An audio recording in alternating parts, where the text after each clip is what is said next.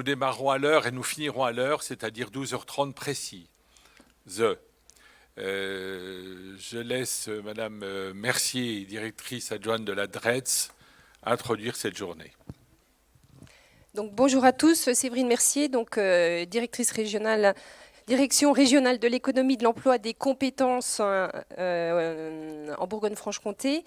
Je vous remercie déjà de votre mobilisation, à la fois acteurs, partenaires, donc présents en physique dans cette salle, et puis partenaires connectés donc en visio. Et je remercie également les collègues en fait des directions des administrations centrales, que sont la DGEFP, la direction de la cohésion sociale et le Haut Commissariat aux compétences. Donc cette matinée en fait s'inscrit dans la déclinaison en fait des orientations du gouvernement en matière de politique publique déployée auprès des jeunes, et elle s'inscrit plus particulièrement dans le cadre en fait des actions initiées par la haut-commissaire aux compétences à travers le plan d'investissement dans les compétences. Donc qu'est-ce que c'est en clair le plan d'investissement dans les compétences? Il se traduit en Bourgogne-Franche-Comté par le déploiement du PRIC, le plan régional d'investissement dans les compétences, qui a pour objectif de développer des compétences qui répondent à la fois aux besoins des acteurs économiques, mais surtout aux publics qui sont en situation d'isolement et à faible niveau de qualification, avec la volonté de déployer des formations plutôt par bloc de compétences qui permet d'installer une évolution en fait dans la capitalisation des compétences pour amener ces jeunes et les autres publics demandeurs d'emploi de longue durée par exemple à obtenir une certification. Donc ça, c'est un grand pan du plan d'investissement dans les compétences. Le deuxième pan qui nous intéresse aujourd'hui, c'est à travers en fait, de l'appel à projet repérage des jeunes qui a été impulsé en 2021 et pour lequel en fait, la DREETS a coopéré avec la DNA pour voir comment on pouvait mieux tisser la relation et amener en fait, les jeunes éloignés de l'emploi, ni en formation, ni en activité, pour leur proposer en fait, une dynamique active. Donc, dans ce cadre, en fait, la DREETS soutient en fait, ce projet qui s'est structuré en plusieurs axes. Il y a eu un premier travail en fait, sur l'élaboration de vidéos qui ont permis en fait, de comprendre le développement en fait, cérébral et comment en fait, se passait le système en fait, de la connaissance. Et puis, de pointer aussi quels pouvaient être les freins chez les jeunes quand on leur proposait certains projets professionnels et où ça pouvait aussi en fait, les mettre en difficulté. Donc, bon, ces vidéos en fait, sont utiles et Monsieur Galmiche en précisera le nombre de vues, ce qui me permet de dire que ça répond quand même à des attentes.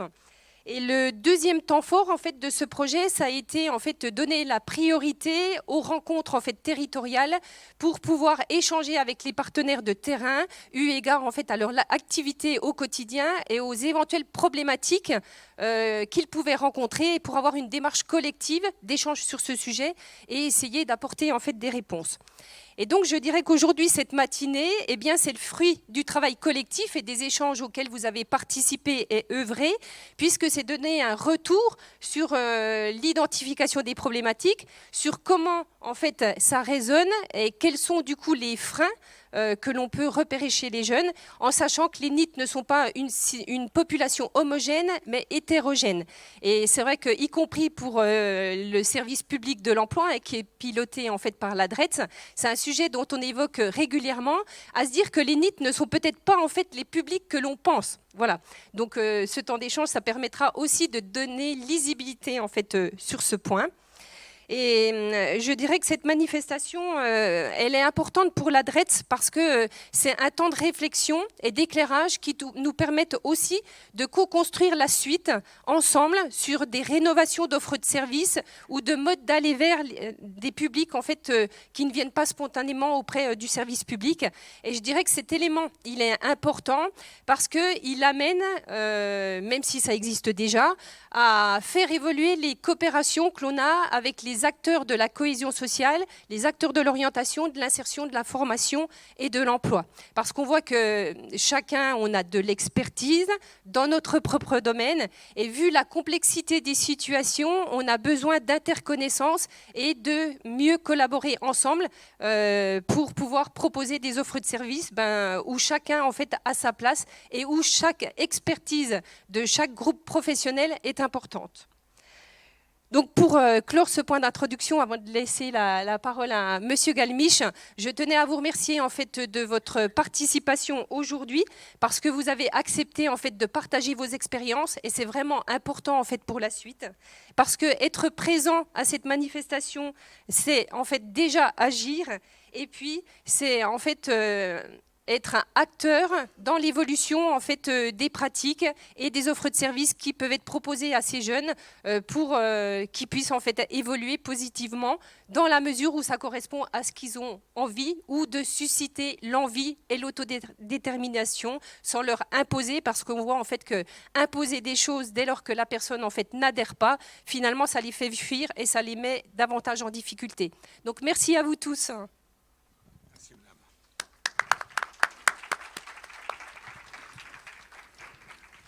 Merci beaucoup de cette introduction. Et il faut que j'appuie sur les boutons. Hop, voilà.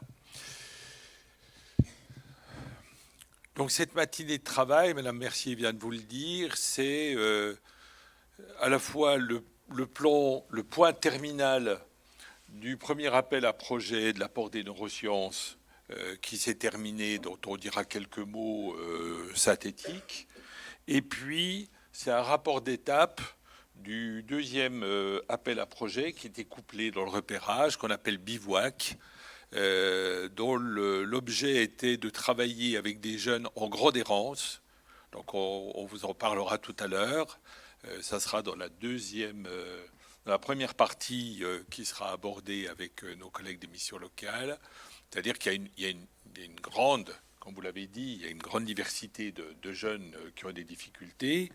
Et Bivouac est amené à prendre des jeunes qui ne sont pas sortis de leur chambre depuis plusieurs années et qu'il a fallu aller chercher dans leur chambre. Donc c'est un public très limité, mais ça nous paraissait important de partir de cet extrême-là. Donc, on remercie la DRETS, j'y tiens, et vous-même, du soutien que vous avez apporté à ces projets, puisque on peut dire qu'au niveau de la région, nombre de personnes se sont étonnées que l'ADNA puisse avoir un financement dans le cadre de ces appels à projets. Et l'ADNA, c'est l'Association pour le développement de la neuropsychologie appliquée. C'est une association qui existe depuis une trentaine d'années, a longtemps été dans le soin, dans l'évaluation de la cognition, dans le soin, dans les maladies neurologiques, maladies psychiatriques, les troubles cognitifs en lien avec ces problématiques. Mais, comme vous l'avez entendu, il y a appliqué. Et ces dimensions d'appliqué, on y a tenu dans les années 80-90, parce que ce qui nous apportait, c'était comment on peut insérer quelqu'un qui a un handicap cognitif. Les handicaps cognitifs ne sont pas si invisibles que ça, quoi qu'on dise nombre d'associations, mais en tout cas génèrent des difficultés. Et on peut avoir des difficultés cognitives, et ça a été l'évolution de notre association. On a pu ensuite s'occuper de personnes qui avaient des difficultés cognitives sans qu'ils aient aucune maladie. Et on peut avoir des troubles cognitifs sans aucune lésion cérébrale. Le fait d'avoir un trouble de ci ou de ça ne veut pas dire que le cerveau il est foutu. Ça, c'est une vue centrée du cerveau, dont j'en reparlerai tout à l'heure, qui est fausse. Et donc, on s'est intéressé à ces appels à projets. On a participé aux travaux préparatoires du PRIC il y a quelques années, puisque, d'une part, on porte ce qu'on appelle des prestations d'appui spécifiques pour la Franche-Comté. On travaille avec certains d'entre vous dans ce cadre, prestations qui sont portées par la GFIP pour réinsérer des gens qui sont en difficulté professionnelle. Et dans le cadre de ces passes, on a vu des gens qui, à 45 ans, n'ont jamais eu un diplôme, ne sont pas capables d'aller au bout d'une formation et n'ont jamais travaillé. Donc c'est la queue de la comète, je dirais, des NITS. Et que les NEET, ça ne s'arrête pas à 29 ans. Il y a un projet qui s'arrête à 29 ans, mais nous, on a vu des gens qui avaient 45 ans étaient toujours NEET, en quelque sorte. Et puis un autre élément qui nous a amené à vouloir participer à ce projet, qui nous intéresse beaucoup, c'est le fait qu'on a monté un dispositif qui s'appelle Boussole, qui a été financé à temps, qui malheureusement n'est plus financé. On cherche des financements, mais on n'arrive pas à les trouver, sauf sur Montbéliard, où on a une aide sur Montbéliard pour une prise en charge de ces jeunes, où là, on prend des jeunes à partir de 11 ans. Donc, et là, on s'occupe de jeunes qui quittent l'école en cinquième. Enfin, c'est rarement de la sixième. Dès la cinquième, ils quittent l'école, cinquième, quatrième. Et on a été effarés du nombre de demandes qu'on a eues. C'était exponentiel et on en a encore alors qu'on n'a plus de financement. Et on a eu des demandes, bien sûr, par les services de l'éducation nationale, puisqu'on a une convention avec le rectorat, mais on a aussi des demandes du bouche à oreille des parents qui sont complètement perdus, les services judiciaires. On va avoir des jeunes en prison qui ont moins de 16 ans, qui ont des difficultés. C'est des futurs NEET, il ne faut pas rêver. Donc on a toute une problématique d'une jeunesse, et on va en parler tout à l'heure dans les déterminants, ça sera l'objet de la deuxième intervention, qui se prépare en quelque sorte à être des NEET. Et c'est la raison pour laquelle on avait cette expérience à la fois de la queue de la comète et puis avant le Big Bang en quelque sorte, qu'on a souhaité présenter ces deux projets et de parler des neurosciences. Voilà. Alors, c'est dans les années 70 que Brooks a montré que, sur des grandes séries, que ce qui faisait les problèmes d'insertion, c'était les problèmes des fonctions exécutives. Et ce qu'on appelle les fonctions exécutives qui vous sont matérialisées là, ce sont des fonctions qui permettent de s'adapter à l'environnement, d'initier des choses, d'anticiper des choses, de planifier une action, etc. C'est sous-tendu par certaines zones cérébrales. Et aujourd'hui, on parlera beaucoup des capacités d'inhibition, puisque autant l'inhibition est nécessaire dans la vie quotidienne. Quand on ne parle pas dans une réunion, vous avez la gentillesse de m'écouter, vous inhibez un comportement. Donc on a besoin d'inhibition tout le temps. Mais quand il y a un trouble de l'inhibition, c'est vraiment un point commun à ces jeunes. Donc cette dimension comme ça de repérage des troubles de l'inhibition, des troubles de la flexibilité, c'est les deux troubles essentiels dont on vous parlera, sont vraiment des choses à repérer. Alors c'est en ce sens qu'il y a peut-être eu une ambiguïté dans notre projet, puisque quand on parlait de repérage au niveau national, c'était repérer les gens, hein, et c'est ce que vous avez fait, vous, dans vos structures, dans les missions locales, d'aller au bas des immeubles, etc., pour repérer ces jeunes. Et nous, on a vu un autre niveau, en quelque sorte, de repérage, c'est que les professionnels, quels qu'ils soient, repèrent la problématique essentielle, puisqu'on ne peut mobiliser quelqu'un que si on voit là où ça ne va pas. Voilà. Et c'était cette idée du repérage qui était un peu différent, qui a parfois été mal compris, mais maintenant il est compris et vous êtes là, donc je vous en remercie. Donc voilà, on a fait, comme l'a dit Madame Mercier, qu'est-ce que j'ai fait encore? Ah si, non, c'est juste. On a fait des vidéos que vous pouvez voir sur le site de la DNA. Il y a je ne sais plus combien de vidéos, de quelques minutes chacune. C'est quand même plus de 6000 vues de ces vidéos. Donc on voit qu'il y a eu vraiment une vraie appétence pour regarder ces vidéos. On explique, voilà, qu'est-ce que c'est que l'inhibition quand on fait un gâteau au chocolat. Enfin, il y a toute une série de choses de la vie quotidienne. Parce que notre idée, c'est que n'importe qui est capable de repérer ça. Il n'y a pas besoin d'être médecin, il n'y a pas besoin d'être psychologue.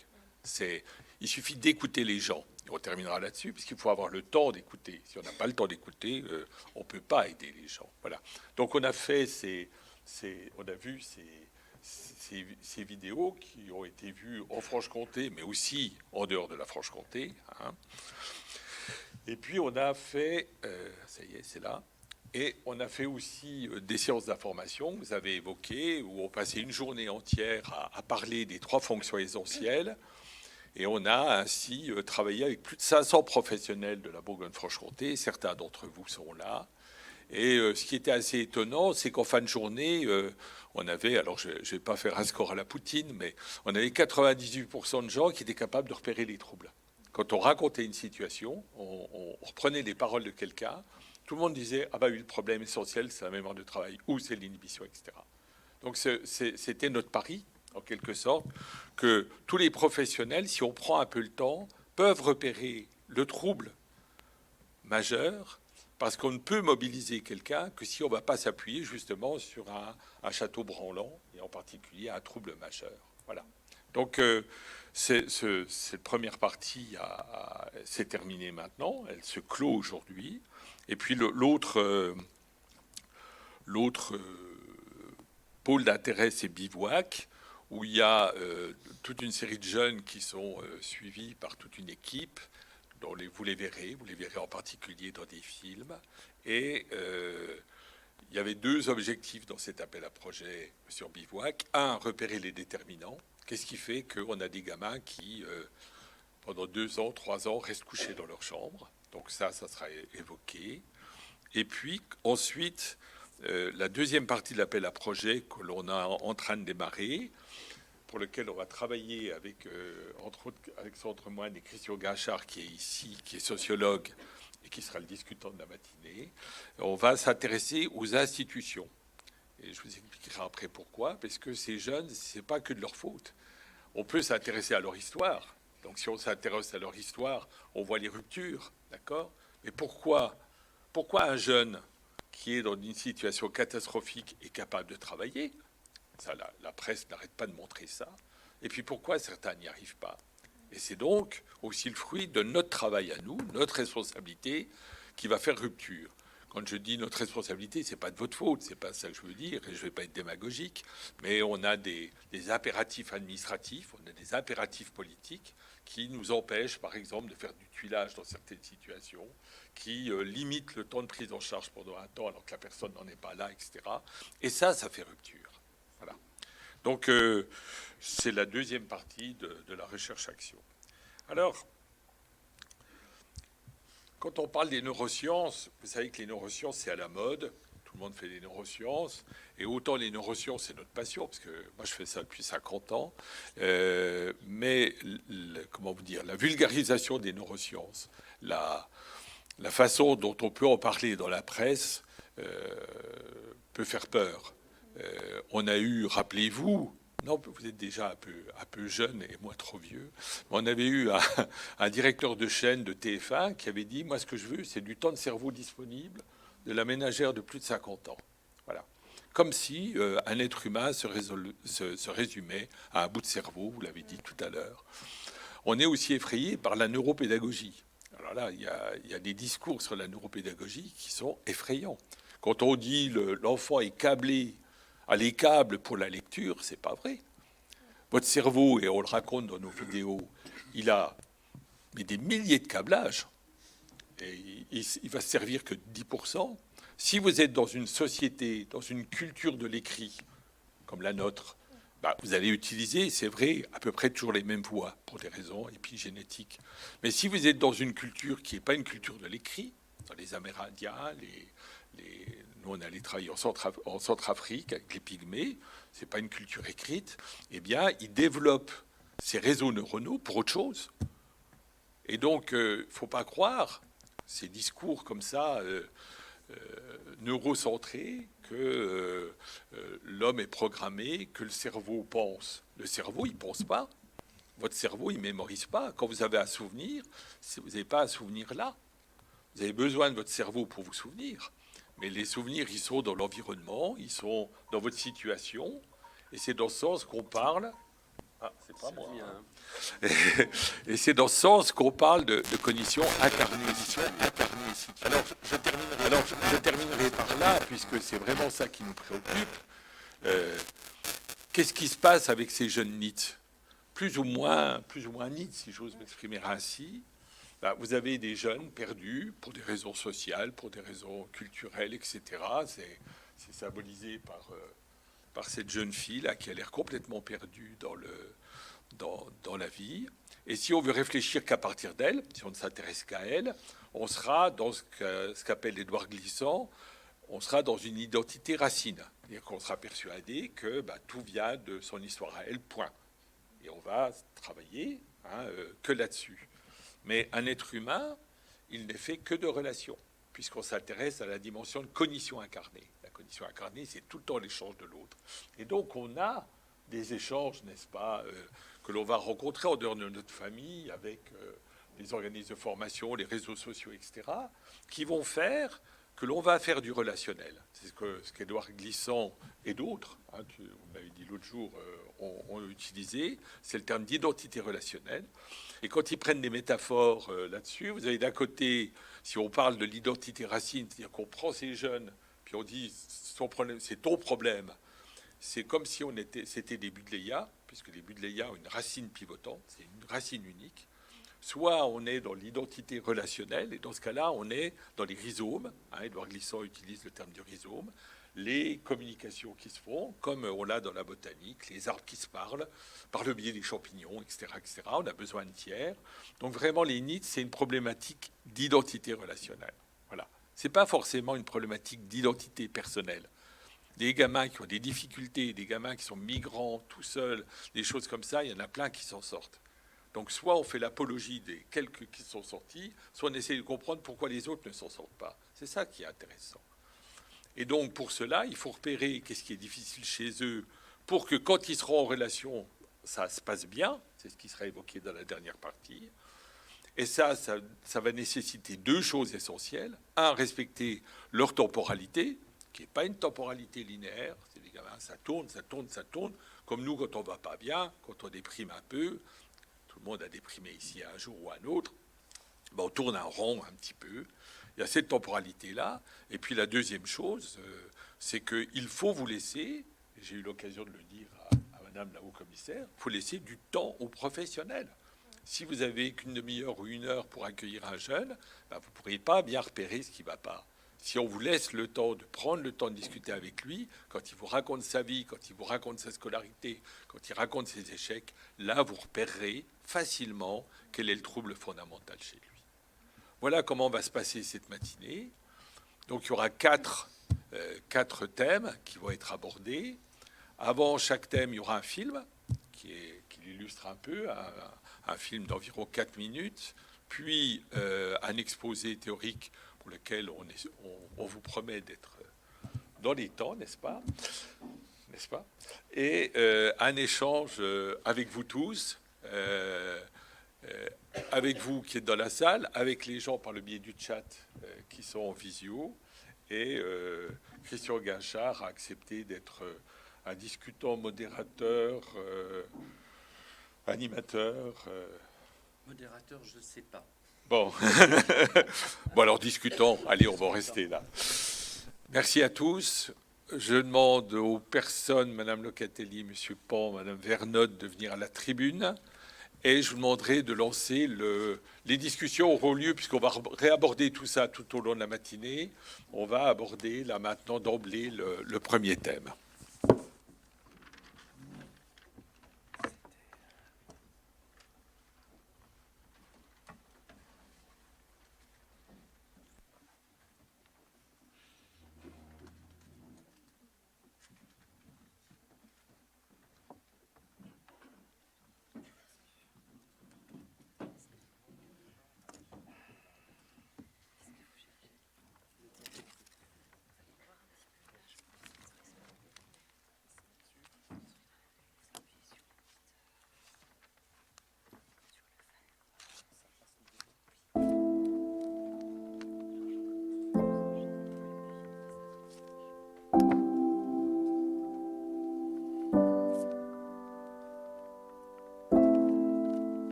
Environ 3.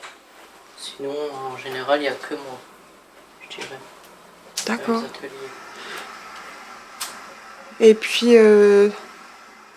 parce que là, la semaine dernière, là, quand je vous ai rencontrés, a priori, ils avaient l'air d'être prêts à venir, d'avoir envie, non? Oui. Mais vous les avez pas revus depuis quoi? Toi, tu n'as pas eu de contact avec eux? Non. Ça va être la surprise.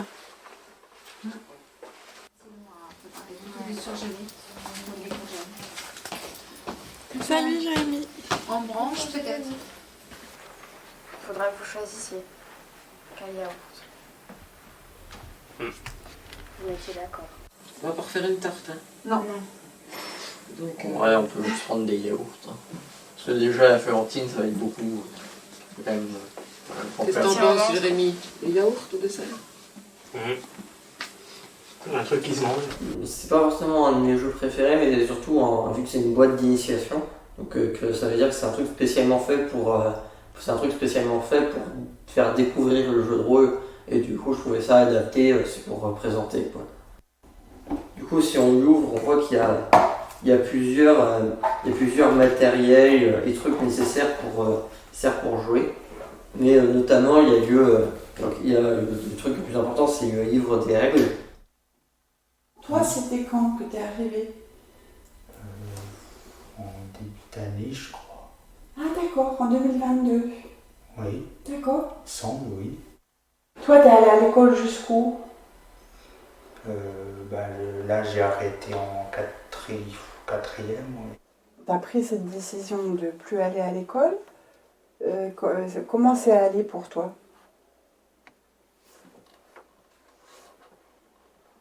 Ça allait beaucoup mieux le fait que j'allais plus à l'école. J'ai eu mon bac, j'ai fini le lycée. Donc t'as fini ton bac, d'accord. Et après, t'avais pas envie de juste En fait, du coup, j'ai fait une phobie scolaire et j'ai pas du tout eu envie de refaire des études. Et il n'y a aucun boulot qui m'intéresse vraiment pour le moment, enfin, où je sens que je pourrais le faire. Donc pour l'instant, je suis un peu dans une impasse où je ne peux pas faire grand chose. Surtout, moi, ce que je fais, c'est pas juste du dessin, c'est créer des personnages et dessiner pas un dessin, mais un personnage. Parce que moi, c'est vraiment dans l'illustration de personnages que je fais presque jamais de décor. Et chez toi, tu cuisines aussi? Pas beaucoup parce que j'ai pas de quoi le faire. J'aurais des couteaux comme ça, je pourrais cuisiner si j'avais les ingrédients et l'équipement. D'accord. Des couteaux, c'est des dommage. poêles. Dommage, il te manque juste ça. Ma poêle, j'en ai une, mais bon, là, le truc il bouge quoi. Ouais. Parce que toi, tu vis tout seul ou tu vis dans ta famille? Seul. Seul. Ma mère devient Facebook. Tranquille. D'accord. Et ça fait longtemps que tu vis seul? Un petit moment. Ouais, Mais genre, très bien. genre un an ou genre 4 ans, quoi? Et un an. D'accord. Et t'es content? Oui, t'es prêt à monter là. Bah, je me débrouille quoi. Avec Chanel, elle est quasi prête.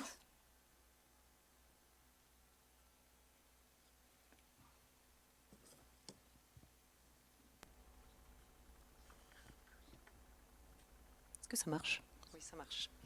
Alors, dans les années 90, les jeunes dont le statut sur le marché du travail ne correspondait à aucune catégorie existante et qui était difficilement repérable étaient appelés statut zéro. Alors, ce terme était connoté assez négativement et a été remplacé dans les années, en 1999 par ce fameux terme de NEET, donc qu'on peut traduire par ni en emploi, ni en formation, ni en études, et aujourd'hui utilisé un peu plus couramment dans le métier, dans les institutions et par les professionnels. Donc en 2019, on comptait 1,5 million des jeunes entre 15 et 29 ans sous ce statut de NEET.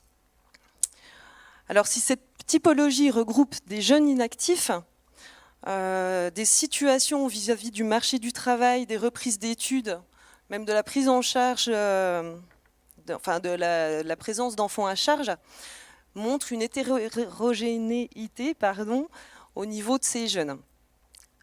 Donc, alors là, par exemple, vous voyez une des catégories des NEET, celle de l'INGEP, où on voit 5 types de NEET. Donc, on va avoir les nouvellement diplômés. Donc là, on va avoir des diplômes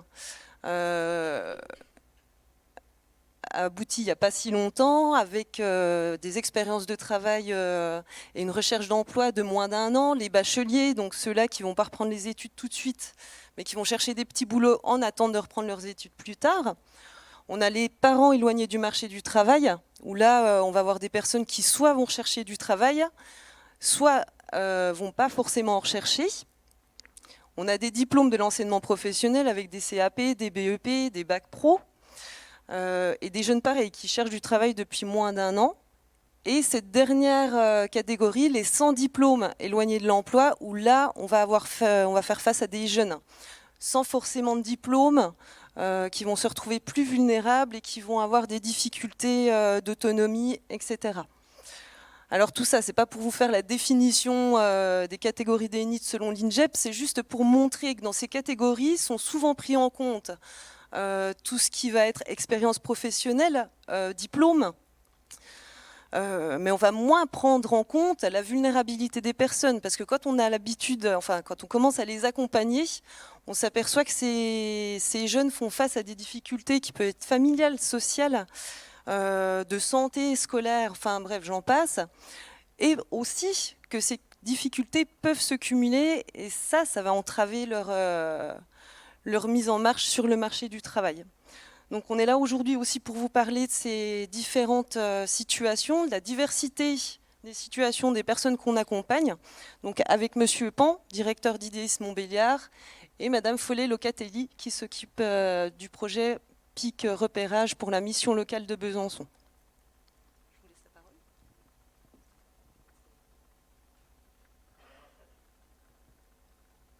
Alors,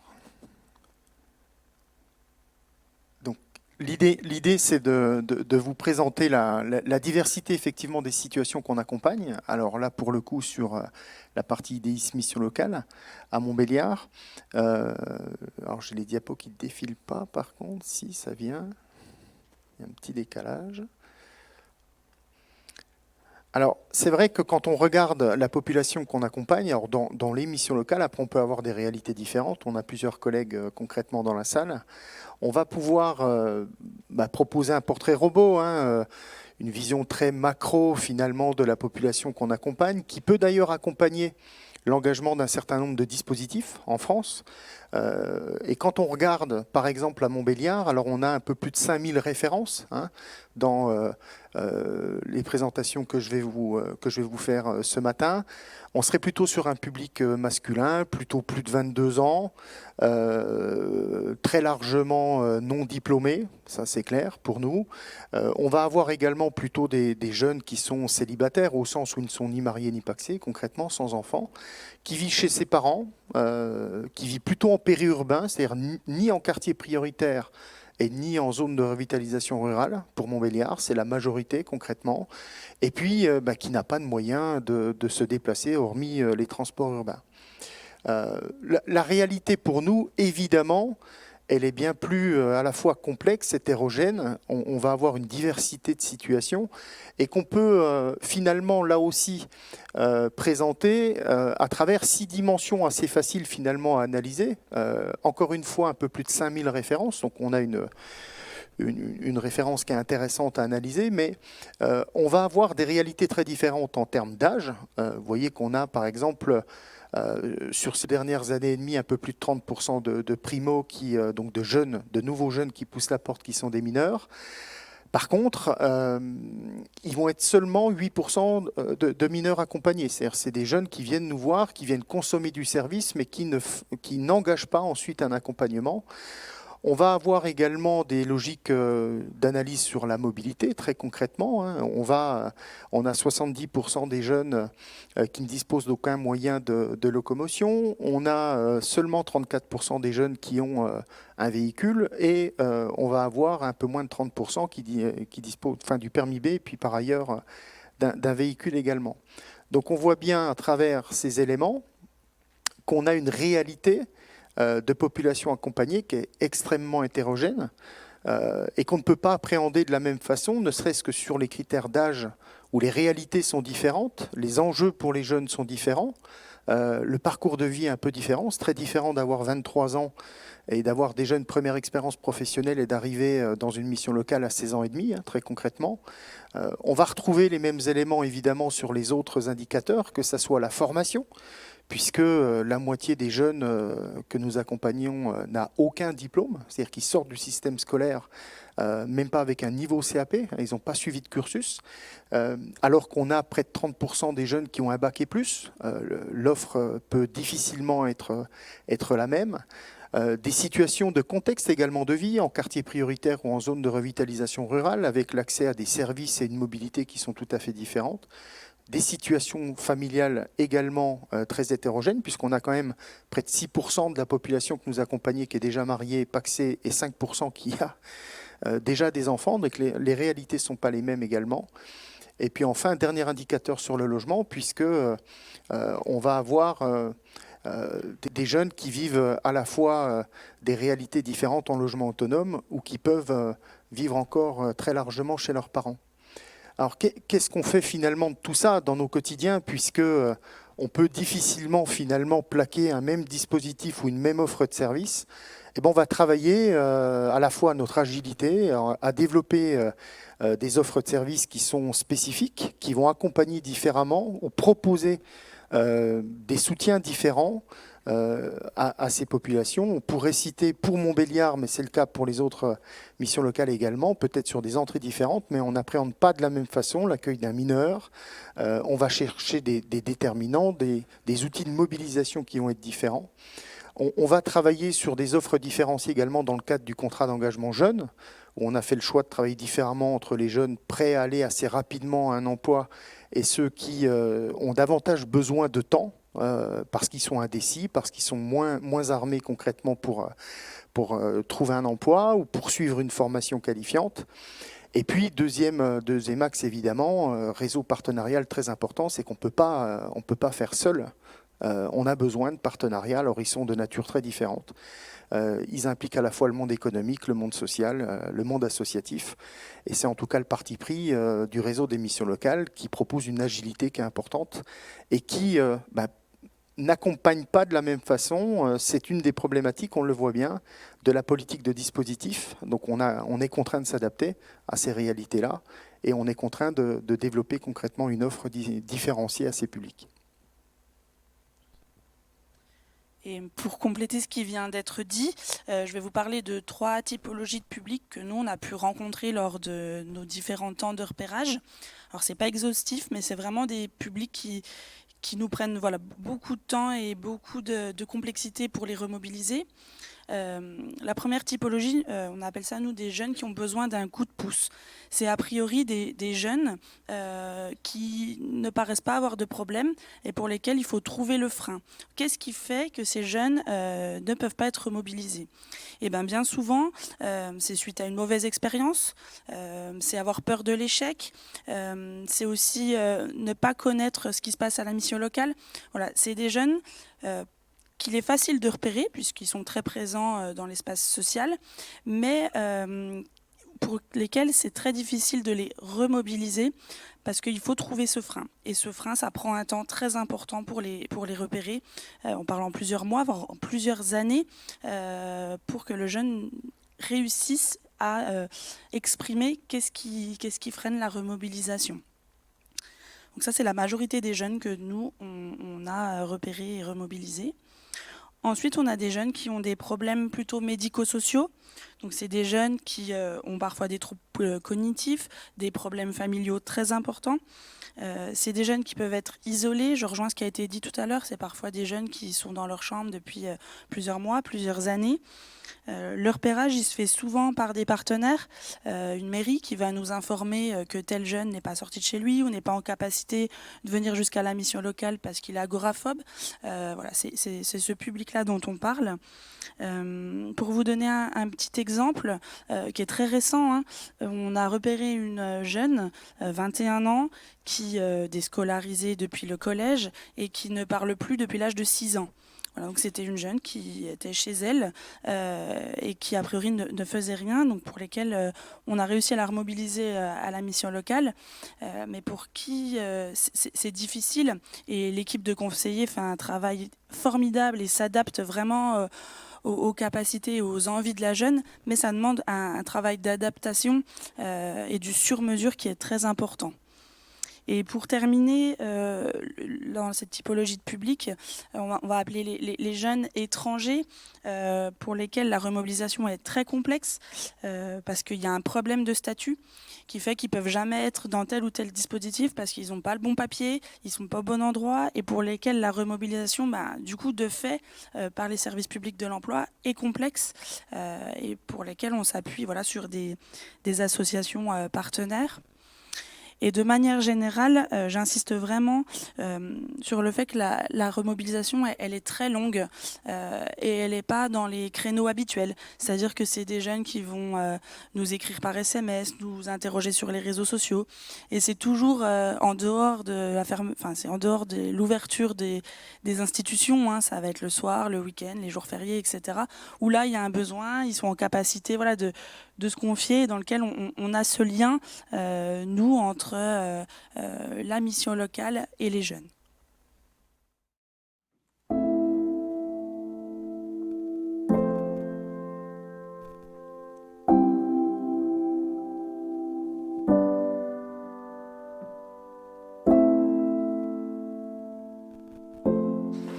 Ma mère était terrorisée, trop, je ressemblais au fils de Ben Laden. Elle était terrorisée. Presque. Elle trouve que je fais peur. On fait tous peur sur ce genre de photos. Moi, je fais peur dans la vraie vie, les gens ils me regardent, j'ai l'impression d'être Charles Manson. Moi. Oh, pourquoi? Les autres te Moi, regardent. c'est surtout les petites grand-mères dans le bus. Dans la rue, on bus, se elles regarde me regardent tous un comme peu. si j'allais- Ouais, c'est pour ça que je préfère être chez moi en Comme fait. si j'allais les tuer. Je ou déteste sais pas, sortir. comme si Il y a j'étais trop de gens terrorisé chelous dans avec cette la rue. tête. La nuit c'est bien et je suis avec mes semblables la nuit. Il y a moins de monde aussi. Et en plus, Oui. ma voisine du dessus qui disait à ma mère qu'elle trouvait que je ressemblais à ceux des pays en guerre. Je te remercie, mes voisins. Et tu saurais dire de quoi t'as peur? Bah, peur surtout du regard des autres. D'accord. C'est le regard des autres, c'est le jugement que les gens peuvent avoir. C'est le fait de sortir, d'être en contact social, de devoir penser à plein de choses. Bon, c'est un tout qui fait que c'est angoissant. Je n'allais plus du tout à l'école parce que c'est trop compliqué pour moi l'école. C'est beaucoup de difficultés là-bas. J'ai beaucoup de mal avec beaucoup de parties de l'école, que ce soit sociabilisé avec les autres, mais ça peut aussi être de garder encore mon calme pendant les exercices et ce genre de choses. Parce qu'avant j'étais au lycée Condé, puis j'avais abandonné. Donc du coup, je suis resté chez moi de octobre 2019 jusqu'à fin 2020. Tu dis ça fait longtemps que tu voulais arrêter l'école. Ça serait à peu près vers quel âge? Depuis que je suis tout petit.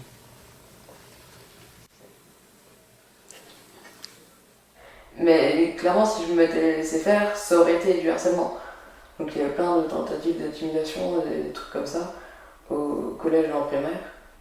Et même des fois, ça venait de mes amis qui essaient de me mettre un peu une pression, ou même des fois qui étaient un peu violents physiquement, mais sans but de me blesser. Mais j'ai toujours détesté l'école.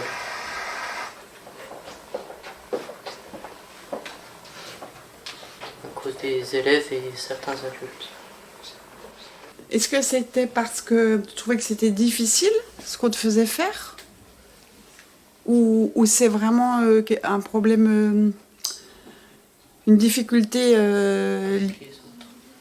avec les autres? Non, c'était par rapport à la difficulté avec les autres. D'accord. Parce que le travail, ça me posait pas... J'avais peut-être des difficultés comme tout le monde, mais c'était pas ce qui me posait problème, le travail. C'était les camarades. Par rapport au harcèlement scolaire.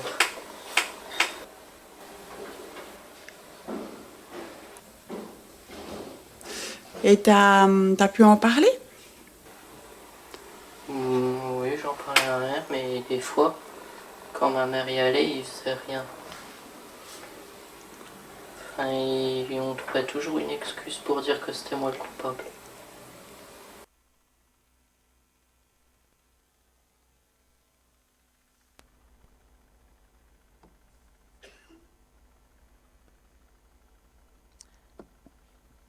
Alors, Alors, ces jeunes, donc comme nous venons de le voir précédemment, présentent une hétérogénéité de profil, mais également présentent des déterminants communs qu'on a pu mettre en lumière dans le cadre de notre recherche-action, dans les premiers résultats de notre recherche-action. Donc, je vais vous parler des déterminants communs. Donc déjà, au niveau socio-économique.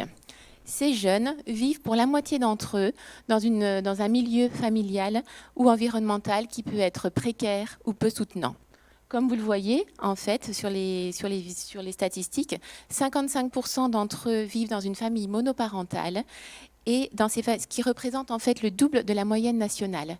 Et dans ces familles monoparentales, comme vous pouvez le voir aussi, 12% ont un ou deux parents décédés, et ce qui est énorme par rapport aussi à la moyenne nationale qui est de 3%. Donc dans ces familles, les pères ou les mères ont pu nous dire qu'ils ne comprenaient pas leurs enfants, qu'ils avaient baissé les bras, que c'était difficile, qu'ils ne savaient pas comment faire, et que des fois, eh bien, c'était leur adolescent, leur enfant qui décidait de tout. Dans cet environnement aussi précaire, on constate aussi qu'il y a 8% qui ont connu un parcours migratoire et 30% qui ont connu un parcours institutionnel, que ce soit médico-social, sanitaire, judiciaire ou en famille d'accueil. Un autre déterminant marquant chez ces jeunes, comme vous pouvez le voir, c'est au niveau de la scolarité, où en fait ces jeunes ont des difficultés scolaires qui sont assez prégnantes et pour lesquelles en fait il y a du décrochage scolaire avec une médiane de 2 ans. Donc c'est-à-dire qu'en fait cette médiane de 2 ans, ça veut dire que c'est des adolescents qui peuvent avoir décroché depuis 6 mois et au maximum, là dans ce qu'on a constaté, depuis plus de 10 ans. Donc ces jeunes, pour la moitié d'entre eux, restent chez eux, dans leur chambre, ils sont assez isolés, ils inversent leur rythme veille-sommeil et ils se disent très fatigués. La moitié d'entre eux aussi subissent du harcèlement scolaire qui peut être déjà très tôt, dès la fin de la primaire, et puis ces jeunes identifient ensuite, ce harcèlement se poursuit ensuite au collège, et ils identifient que c'est l'une des causes de leur décrochage scolaire. Et comme vous venez de le voir, en fait, quand on parle de harcèlement, il faudrait plutôt parler de processus de stigmatisation. Et comme vous l'avez vu dans les vidéos, les jeunes parlent en fait d'une mise à l'écart par les autres ou d'un phénomène de bouc émissaire, ou alors qui sont considérés comme étant coupables. L'orientation également choisie, l'orientation plutôt subie et non choisie, dans 20% des cas, est aussi une des causes de décrochage scolaire.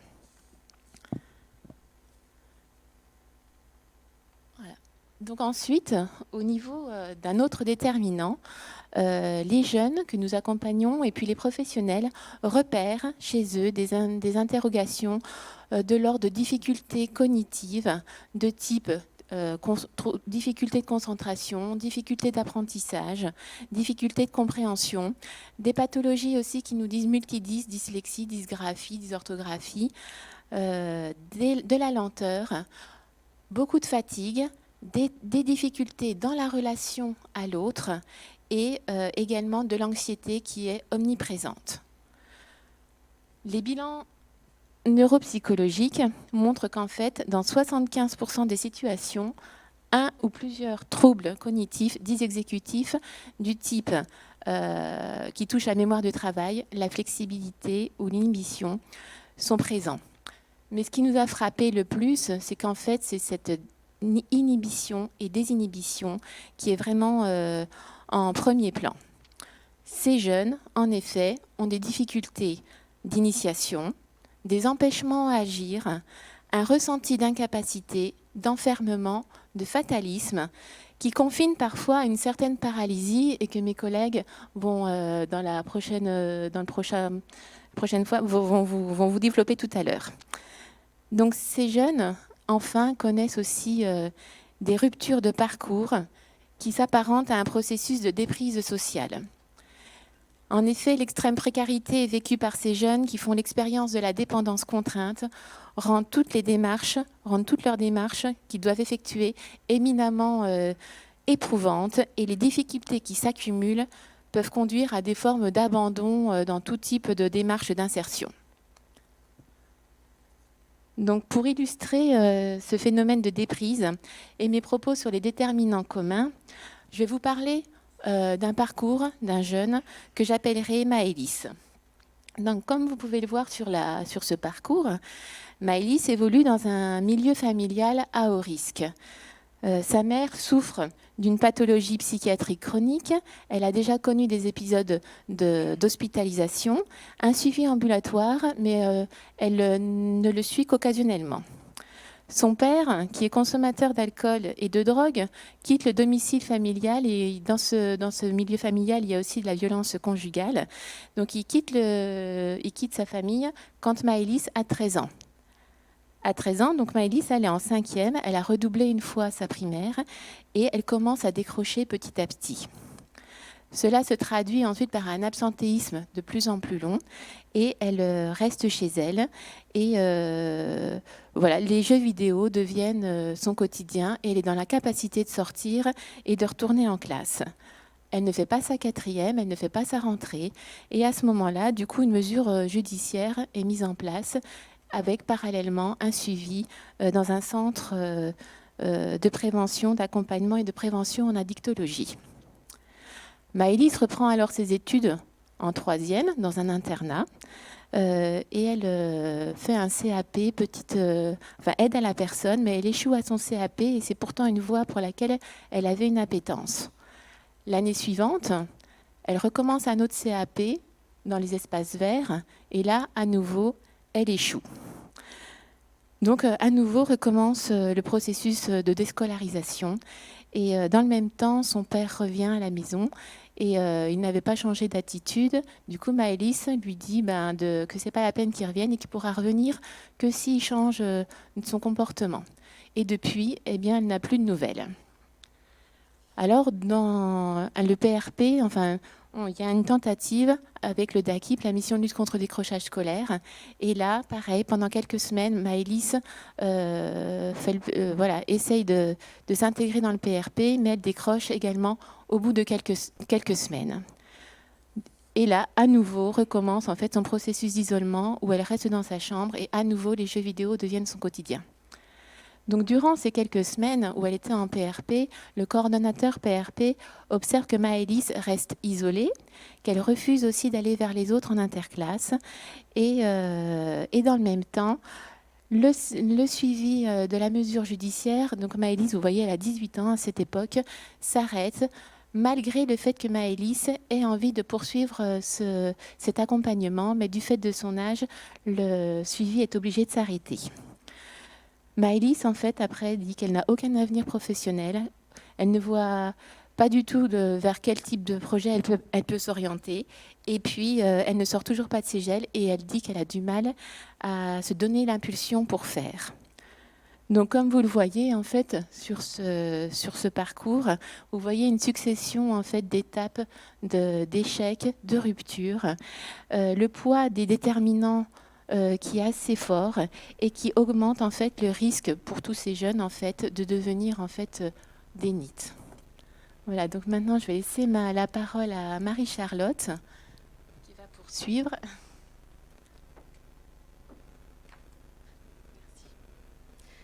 Je fais partie de l'équipe clinique de la DNA. On m'a chargé de faire la transition entre cette partie sur les déterminants, c'est bien humain d'essayer de comprendre un peu dans quelle situation sont ces jeunes, d'où viennent les problèmes, et puis la partie qu'on développera plutôt après la pause, qui sera une partie sur comment on les accompagne, comment on les prend en charge. Voilà. La recherche-action d'Ingrid, elle est intéressante à plusieurs égards parce qu'elle vient du terrain. Ces données, elles sont recueillies par les jeunes qu'on rencontre à la DNA et ça vient aussi vous préciser de quel type de jeunes on va parler. Ingrid nous dit que la moyenne de décrochage, c'est une durée de 2 ans.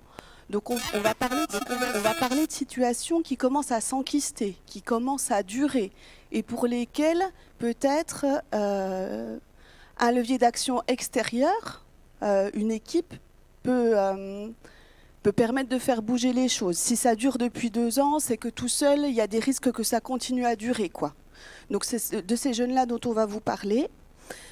Et puis, on voit aussi que des déterminants, on en retrouve et qui sont quand même nombreux. On a essayé d'être exhaustif dans ce qu'on va chercher chez les jeunes. Par rapport à la question de tout à l'heure, qu'est-ce qu'on fait ? Ben nous, notre méthode à la DNA, c'est de dire en premier lieu, on écoute, on accueille, on repère. Dans cette notion de repérage de qu'est-ce qui se passe pour le jeune. C'est quand même la première étape. C'est d'essayer de comprendre qu'est-ce qui fait que le jeune, il ne fait pas. D'essayer d'aller à sa rencontre et de l'écouter. Donc là, on voit qu'il y a plusieurs facteurs de fragilité qui se rencontrent, qui ne sont pas forcément... qui viennent s'inscrire... qui peuvent être médicales parce qu'il y a des troubles cognitifs, mais qui sont aussi marqués par des facteurs sociaux, de rupture, et de jeunes qui, comme ça, disent que de manière ancienne, depuis longtemps, ils n'arrivent pas à créer du lien, ils se sentent un petit peu à côté des autres, ils ont du mal à partager les mêmes codes. Et ça, c'est depuis longtemps, c'est pas quand ils arrivent à 18 ans. Hein, donc ça, il faut l'entendre aussi. Quand on a des jeunes, par exemple, qui disent qu'ils ne font rien, c'est toujours bien de se dire, mais comment c'était avant ? Raconte-nous un petit peu. Hein, avant qu'il y ait le rien, c'était quoi ? Donc c'est de longue date, comme s'ils n'avaient pas pu trouver de groupe d'affiliation, trouver des groupes de pairs pour structurer un petit peu quelque chose qui nous rend solides face à notre rencontre au monde. Parce que rencontrer le monde, rencontrer l'inconnu, bah, c'est pas si simple. Il faut quand même pouvoir s'adosser sur des codes qu'on nous a donnés, avoir trouvé du même, s'être nourri de quelque chose. Donc ça me semblait important, parce qu'on ne va pas beaucoup parler des facteurs sociaux par la suite, mais de le redire, comme M. Galmiche l'avait déjà dit en introduction, l'importance des relations. Ceci étant dit, maintenant qu'on a bien parlé des déterminants et puis de tous ces facteurs de fragilité, on voudrait un peu pour la suite de la matinée, après la pause, quitter un peu une logique de causalité. On a besoin de comprendre les choses aussi pour peut-être faire de la prévention ou voilà. Mais pour la suite, plutôt se concentrer sur qu'est-ce qu'on observe chez ces jeunes, dans l'ICIE maintenant, parce que c'est à partir aussi de l'ICIE maintenant qu'on va bâtir quelque chose avec eux, qu'on va essayer de construire. Donc, une fois qu'on a essayé de chercher à s'expliquer et puis qu'on ne comprend pas bien tout, on va regarder ce qui se passe et puis on vous parlera. Donc c'est pour ça qu'on vous parlera de l'inhibition, parce qu'on a trouvé que c'était vraiment quelque chose qui était très présent chez les jeunes qu'on rencontre. On va vous expliquer brièvement ce qu'on entend par inhibition, et puis ensuite, on vous parlera de comment on travaille avec eux. On va commencer la troisième partie, qui va parler un petit peu plus de l'inhibition. Et du coup, pour introduire cette troisième partie, je vous propose à nouveau de visionner une petite vidéo.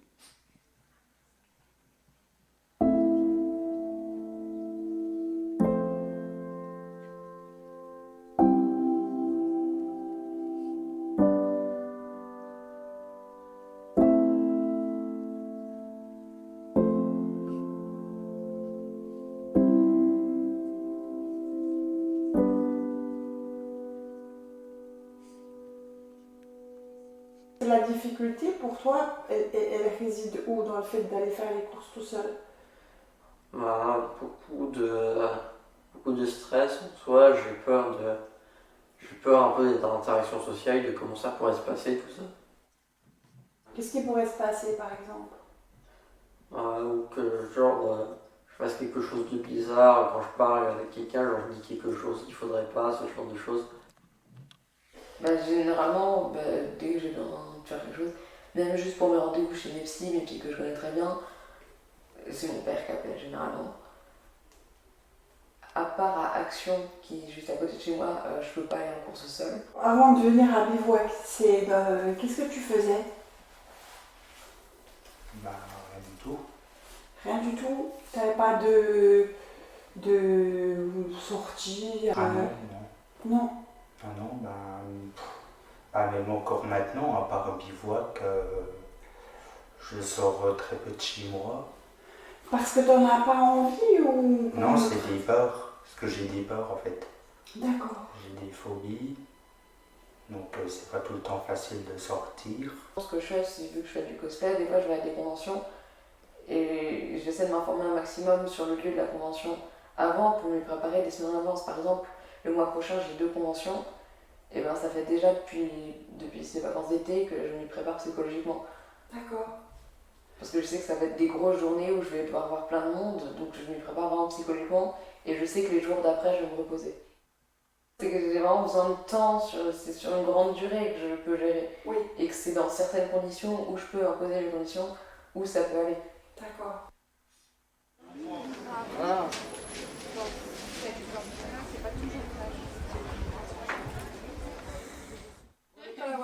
Ah, bon, Michael Jackson. Allez hop. Ça y est, on est au complet. En fait, c'est le retour des revenants. Là, on a Ben Laden, là, on a Michael Jackson, c'est parfait. On s'installe.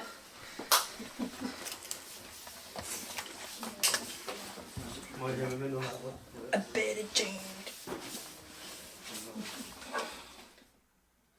Avec ce que j'ai là, il n'y a qu'un seul truc que je peux pas faire, c'est les flambées. D'accord. On continue à mettre dans la pâte. Mais sinon, les techniques, nous, qu'on utilise, c'est. On peut mettre ça dans la pâte. C'est comme ça. C'est oui, il faut demander. Donc, parce qu'en fait, avec le chaud, des mouvements comme ça. Du coup, les trucs ils viennent comme ça et tac. Du coup, ça.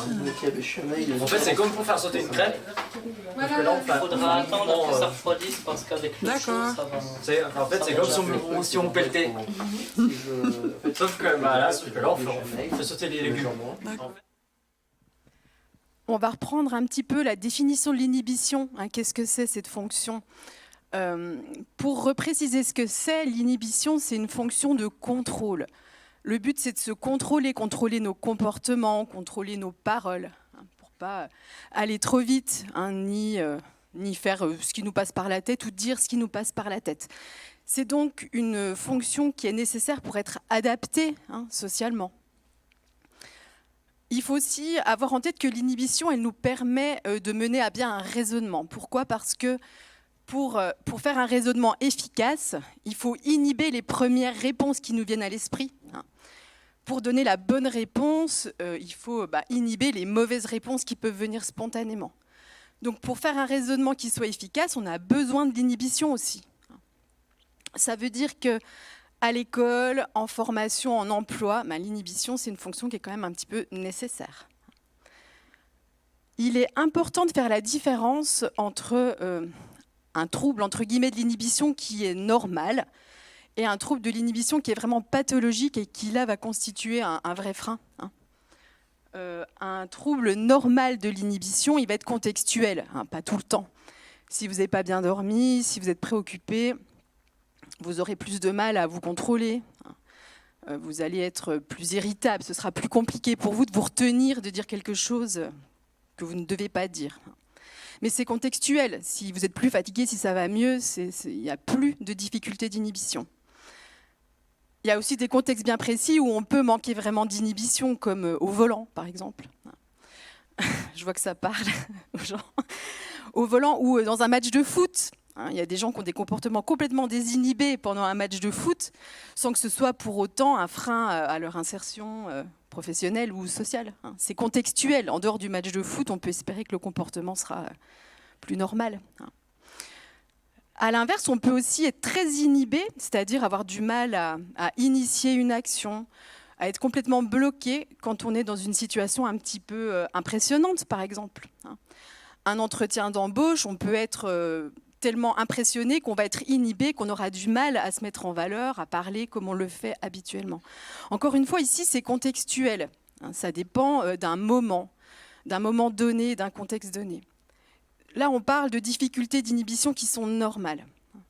Quand c'est pathologique, c'est tout le temps, quelle que soit la personne qui est en face, quel que soit le contexte, quel que soit le moment. C'est que c'est tout le temps. Et là, ça constitue un réel frein à l'insertion. On peut aussi penser l'inhibition, et c'est important, sur un curseur allant du plus inhibé au plus désinhibé. Et un trouble de l'inhibition, ça peut se manifester chez la même personne par ces mêmes manifestations, de très inhibé à très désinhibé. Une même personne qui a un trouble de l'inhibition peut par moment être totalement inhibée, on en reparlera beaucoup après, c'est-à-dire avoir du mal à initier quelque chose, à prendre une décision, à sortir de chez lui. et à d'autres moments peut être totalement désinhibé et présenter des comportements sans filtre et pas adaptés. Hein. Donc en fait, inhibition et désinhibition, c'est les mêmes faces finalement d'une même médaille, c'est deux faces d'une même médaille qu'une même personne peut présenter. Bonjour, et donc pour vous illustrer justement ce que tu disais Anne sur ce curseur inhibition, désinhibition, je vais vous présenter le cas d'un jeune qu'on suit qui a 20 ans, dont on a fait un bilan qui mettait en avant effectivement ce trouble de l'inhibition-là, avec également un trouble de la flexibilité. Ce jeune, il n'est pas dans le champ du handicap intellectuel, il ne souffre pas de pathologie neurologique, il n'est pas non plus dans le champ de la psychiatrie.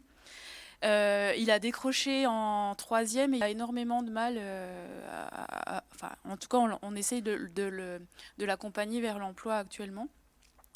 Et son trouble de l'inhibition s'exprime de cette manière-là, surtout dans les interactions sociales, où c'est un jeune qui aura beaucoup de mal à s'exprimer. Il peut dire qu'il sait quoi dire, mais que ça ne sort pas, il y a un blocage. Parfois même, nous dire si ça va, oui ou non, c'est impossible pour lui, de dire oui ou de dire non. Ça peut prendre cette forme-là, donc ça peut également être pour lui des difficultés à prendre une décision, à faire des choix, ne serait-ce que faire le choix d'une chaise, alors qu'il y en a deux dans le bureau, il a le choix entre deux chaises, c'est compliqué pour lui de choisir de s'asseoir à l'une ou l'autre des chaises. C'est compliqué aussi pour lui de se rendre à un rendez-vous, pas parce qu'il a du mal à s'organiser, ça fonctionne bien, mais parce qu'il ne va pas oser demander où ça se trouve, il aura vraiment des difficultés à aller vers. Et puis, dans le même temps, ce même jeune homme présente des comportements désinhibés. Donc, il peut adopter des comportements qui ne sont pas du tout adaptés dans un groupe social, pas respecter certains codes, certaines normes. Et il y a vraiment ces deux... ça s'exprime vraiment sous ces deux formes chez lui.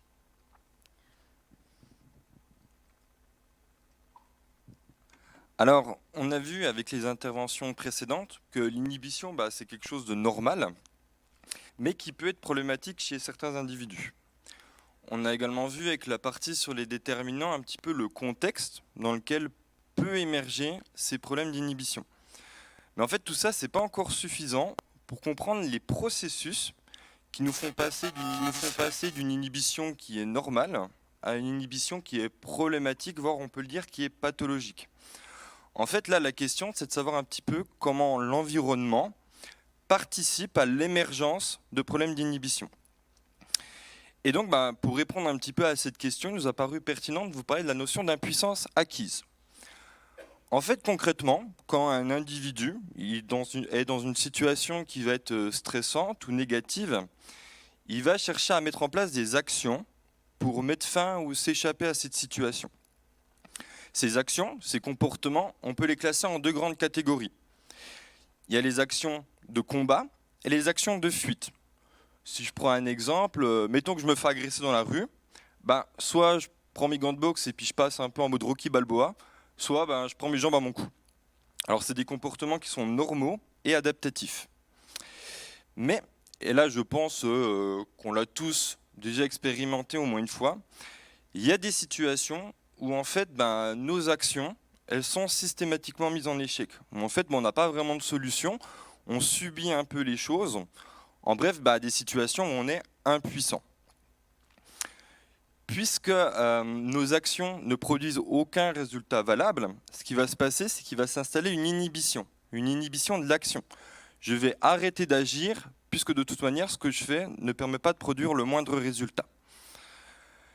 Et donc, si ces situations où l'individu est impuissant perdurent dans le temps, ou si elles se répètent, la notion de répétition est capitale, en fait, l'individu va finir par intérioriser ce sentiment d'impuissance et il va le généraliser. C'est-à-dire que si dans le futur, l'individu se retrouve à nouveau dans des situations qui sont stressantes ou négatives, en fait, il va conserver une attitude inhibée. Il va continuer à ne pas agir. Même si là, cette fois-ci, dans ces nouvelles situations, de manière objective, il y a des solutions, il y a des choses qui peuvent être tentées. En fait, cette impuissance, elle va non seulement influer sur notre comportement à travers l'inhibition de l'action, mais elle va également altérer le développement psychique chez les individus les plus jeunes, et elle va s'inscrire physiquement. Elle peut être source de pathologie, au sens médical de terme, et elle affecte également le développement cérébral. Donc, autrement dit, cette impuissance, elle s'inscrit jusque dans les fibres des neurones de notre cerveau. Et donc, à ce stade, il est important de préciser deux choses. D'abord, il ne s'agit pas d'un problème de motivation, au sens classique du terme, mais vraiment un problème de perception. En fait, l'individu ne peut pas penser, il ne peut pas appréhender, il ne peut pas percevoir les solutions qui lui sont proposées dans la situation dans laquelle il est. Donc dès lors, essayer d'expliquer à la personne, lui montrer ou lui dire de se secouer, ça a assez peu d'effet en fait. Et l'autre point qui est important, c'est que cette inhibition, c'est pas une pathologie, c'est pas une maladie qu'on peut traiter avec des médicaments ou avec des thérapies, mais c'est un mode de fonctionnement. C'est un mode de fonctionnement en fait qui va s'installer de manière progressive, de manière insidieuse, et du coup forcément pour pouvoir faire bouger les lignes, ça demande un ingrédient clé, du temps. Puisqu'en fait c'est la répétition de situations où l'individu est impuissant, où ses actions sont systématiquement mises en échec, c'est la répétition de situations où ces actions produisent du résultat, où l'individu sent qu'il y a des choses qui sont possibles, où on va pouvoir voir une évolution. Donc en fait, il y a une importance capitale du faire. Mais on l'a dit, quand on a un problème d'inhibition, et là c'est le cas quand on est sous une forme d'impuissance acquise, faire les choses, initier les actions, c'est justement ça qui est compliqué. Et du coup, c'est à ce moment-là que l'intervention d'une tierce personne et le faire avec va prendre toute son importance. Et c'est ce qu'on verra dans la dernière partie de notre matinée.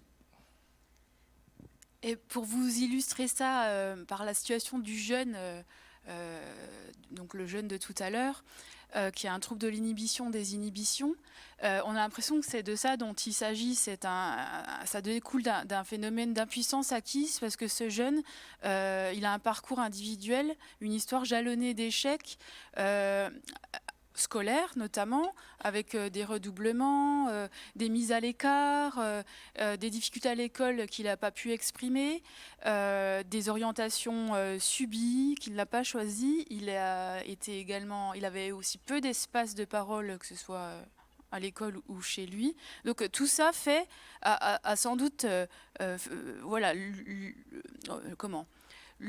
mis dans une situation d'inhibition de l'action qui engendre des difficultés cognitives de type inhibition, désinhibition. Là, je prends l'exemple de ce jeune et je vous décris l'histoire individuelle rapidement de ce jeune, mais ce qu'il faut comprendre, c'est que l'environnement, comme tu l'as dit, l'environnement culturel, l'environnement de travail, l'environnement social, participe intégralement à ce processus d'inhibition de l'action. Je vais vous prendre un exemple extrême.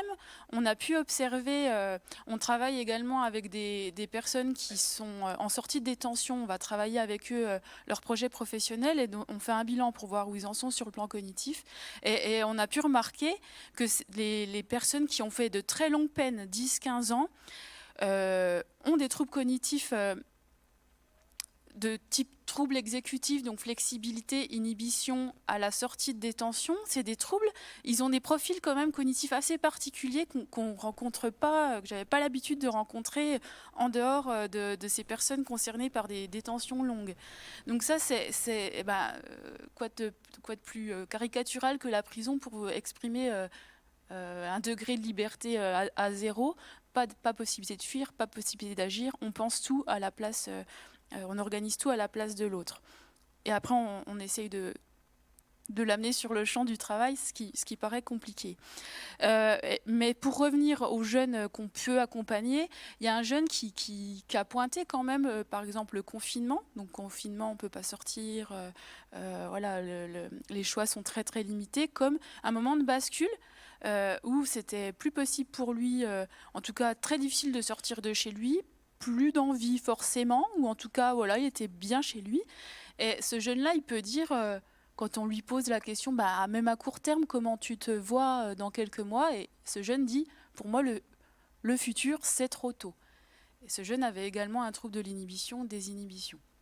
Donc tout ça pour vous dire qu'effectivement, il y a les parcours individuels et les problématiques familiales, mais il y a aussi comment l'environnement va potentialiser, enfin en tout cas est complètement partie prenante de ce mécanisme d'impuissance acquise.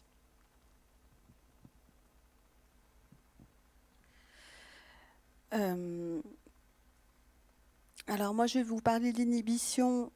Pour petit rappel, on vous parle de l'inhibition parce qu'effectivement il y a des NEET, je pense qu'ils sont très heureux d'être NEET et puis qui sont bien chez eux. Mais il y a aussi les NEET qui sont dans leur chambre, mais qui aimeraient bien, ils y sont bien dans leur chambre, mais ils aimeraient bien autre chose. Et le problème c'est qu'il y a ce ne pas faire, il y a cette impuissance, ils n'y arrivent pas. C'est pour ça qu'on vous parle de l'inhibition, hein.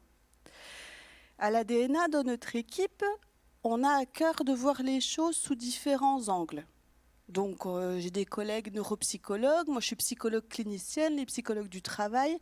On travaille vraiment dans une pluridisciplinarité. Et de ma place, du coup, de clinicienne, je vais vous parler un petit peu de ce que vient dire l'inhibition d'un point de vue psycho-affectif.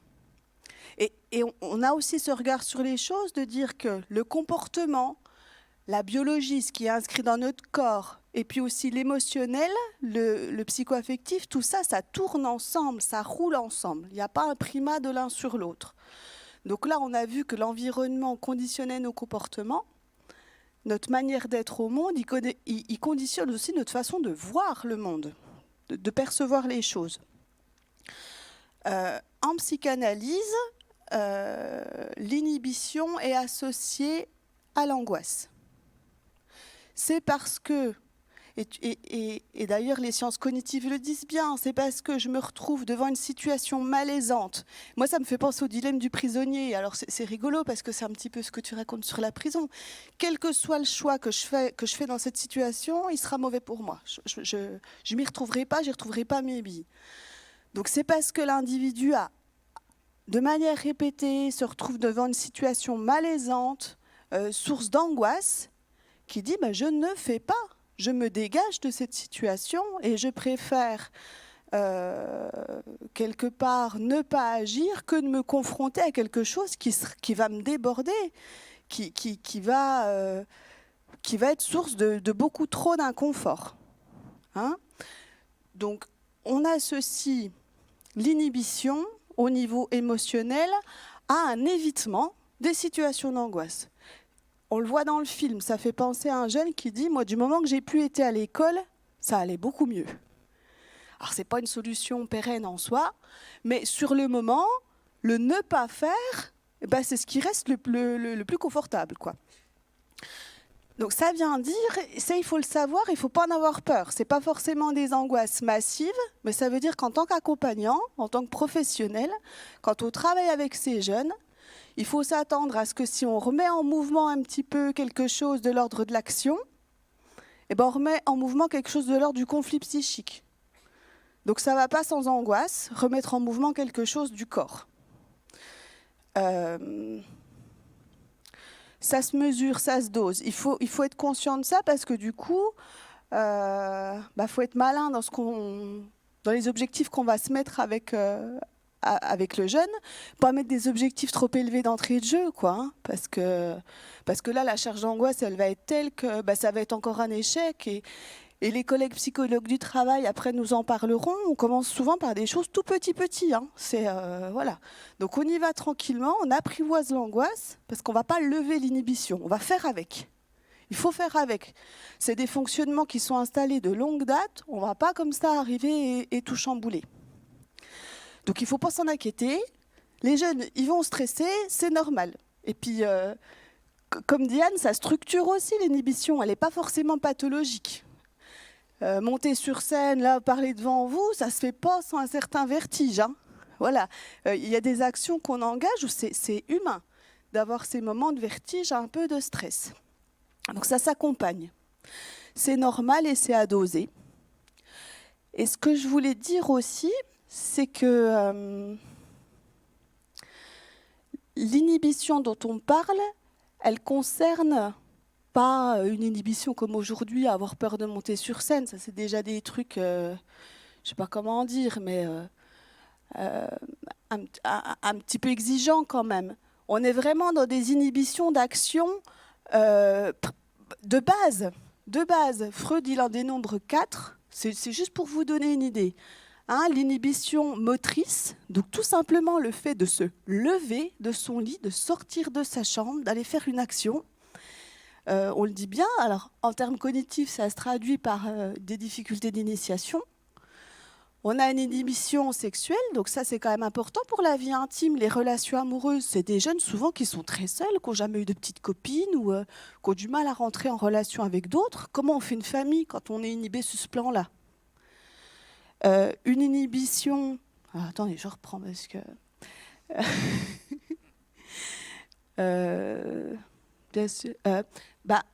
Nutritive, alors là on a des choses très... voilà, du corps et puis un petit peu de... C'est vraiment la base, hein. Donc des difficultés à s'alimenter. Et puis une inhibition face au labeur, donc au travail, c'est l'inhibition qui nous intéresse actuellement. Donc c'est vraiment des empêchements dans la vie quotidienne. Et ces jeunes-là, ils font pas de bruit. Moi, je pense que c'est peut-être pour ça aussi que les situations s'enquistent. Parce que des situations de jeunes qui font beaucoup de bruit, des troubles du comportement, des pathologies lourdes, on va les voir, on va les repérer vite.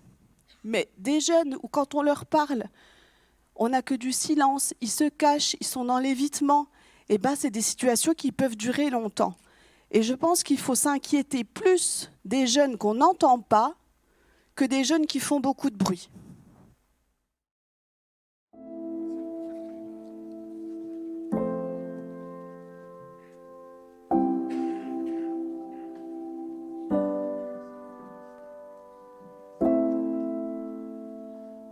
Et j'ai l'impression que là, quand tu parles des jeux de rôle, c'est plus facile pour toi d'interagir. Oui, mais oui, les jeux de rôle, c'est plus facile. Et d'ailleurs, justement, j'ai vu de nombreuses personnes recommander aux personnes assez introverties de faire des jeux de rôle, puis ça permet de s'exprimer justement plus facilement. D'accord. Vu que du jeu de rôle, il n'y a rien de compétitif dedans, vu que le but c'est de raconter une histoire ensemble, et vu que tu es généralement avec un groupe d'amis et que tu es aussi tu es dans un jeu, et donc les conséquences de tes actions, tu n'auras pas vraiment de vraies conséquences, du coup c'est plus facile de s'exprimer. Faire un clip de rap, par exemple. Un clip de rap. Mais tu sais que tu as une équipe technique au top là pour faire un clip de rap. On en avait un petit peu discuté, t'as déjà des idées un petit peu, David, de ce clip. Petites choses en tête. C'est sur un texte que tu as déjà écrit? J'ai énormément de mal à écrire, donc du coup c'est un brouillon. Ah bah oui, non mais c'est... Peu importe que ça soit brouillon, ou tapé ou relié, le texte il est écrit, il est là, tu vois. La création elle est là, elle est faite. Est-ce que tu as des débuts d'histoire, de quelque chose que tu aimerais raconter? Imaginons... J'en ai plein. Une histoire, pour l'instant, j'arrive à me concentrer dessus et donc je suis plutôt fière. Ça s'appelle L'annuaire des démons, donc c'est tout un univers que j'ai commencé à écrire. Et là, j'y vais lentement, je n'ai pas encore imaginé la fin, mais au début, j'ai fait étape par étape. Et du coup, j'imagine moins un truc global, mais des trucs étape par étape, où je vais progressivement écrire, et c'est en fonction de ce que j'écris, où je vais m'inspirer du reste. Alors qu'il y a d'autres histoires où je peux imaginer le début et la fin, et après, je suis obligée de meubler au milieu. Là, c'est plus quelque chose de progressif. C'est une version féminine de ce personnage qui est mon personnage préféré, tout personnage fictif confondu. Et ce qui est bizarre, c'est que c'est un prof, alors que je déteste le système scolaire. Mais ce personnage-là, c'est vraiment ce que je considérais comme un très bon prof. Qui justement, il ne suit pas les systèmes scolaires de base. Ça s'appelle l'atelier des sorciers. Les dessins sont très jolis. Voilà, c'est l'atelier. Donc c'est comme une école, mais en mieux. Par exemple, elle, histoire. Est-ce que... En Amérique, je l'aime. C'est ça? Ouais, j'avais pas pensé autour de D'ailleurs, en magie, Amérique, ils peuvent plus jouer aux échecs parce qu'il leur manque de tout.